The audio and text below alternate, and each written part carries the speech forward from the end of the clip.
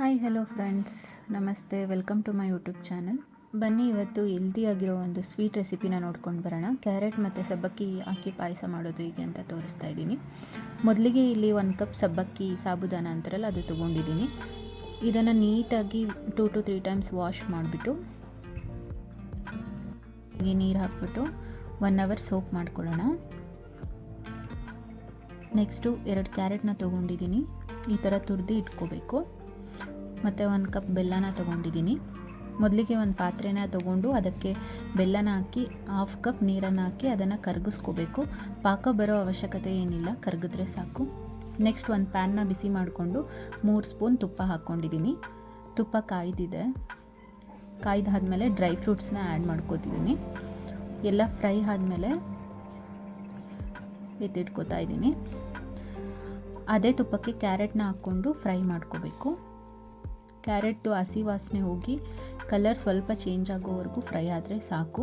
Next ನಾವು ಹಾಲಲ್ಲಿ ಇದನ್ನು ಬೇಯಿಸ್ಕೊಳ್ಳೋದ್ರಿಂದ ಇದು ತುಂಬ ಬೇಯೋ ಅವಶ್ಯಕತೆ ಏನಿಲ್ಲ. ಇಷ್ಟ ಆಗಿದ್ದರೆ ಸಾಕು.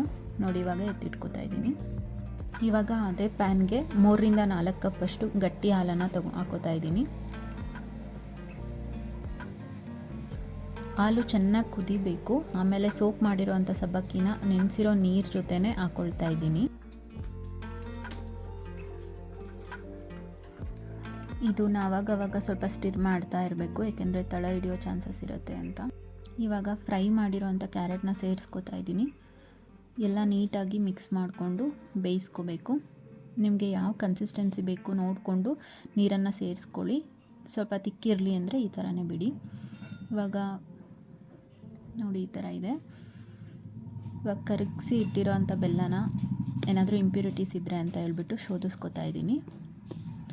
ಬೆಲ್ಲನ ಹಾಕಿದ ಮೇಲೆ ಲೋ ಫ್ಲೇಮಲ್ಲಿ ಇಟ್ಕೊಂಡು ಬೇಯಿಸ್ಕೋಬೇಕು.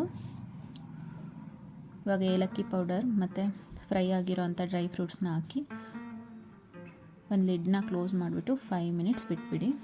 ನೋಡಿ, ಸಖತ್ ಟೇಸ್ಟಿಯಾಗಿರೋ ಪಾಯಸ ರೆಡಿಯಾಗಿರುತ್ತೆ. ನಾವು ಆರ್ಟಿಫಿಷಿಯಲ್ ಕಲರ್ ಮತ್ತು ಕೋವಾ, ಕಂಡೆನ್ಸ್ಡ್ ಮಿಲ್ಕ್ ಏನೂ ಹಾಕೋ ಅವಶ್ಯಕತೆನೇ ಇಲ್ಲ. ನ್ಯಾಚುರಲ್ ಆಗಿಯೇ ಕಲರ್ ಬರುತ್ತೆ. ಮತ್ತು ಸಬ್ಬಕ್ಕಿ ಯೂಸ್ ಮಾಡಿರೋದ್ರಿಂದ ದೇಹಕ್ಕೆ ತಂಪು, ಕ್ಯಾರೆಟ್ನ ಯೂಸ್ ಮಾಡಿರೋದ್ರಿಂದ ಫೈಬರ್ ಸಿಗುತ್ತೆ, ಜಾಗ್ರಿನ ಯೂಸ್ ಮಾಡಿರೋದ್ರಿಂದ ಐರನ್ ಸಿಗುತ್ತೆ. ಜೊತೆಯಲ್ಲಿ ತಿನ್ನೋದಕ್ಕೂ ಅಷ್ಟೇ ರುಚಿಯಾಗಿರುತ್ತೆ. ಟ್ರಸ್ಟ್ ಮೀ, ತುಂಬಾ ಚೆನ್ನಾಗಿರುತ್ತೆ. ಒಮ್ಮೆ ಟ್ರೈ ಮಾಡಿ.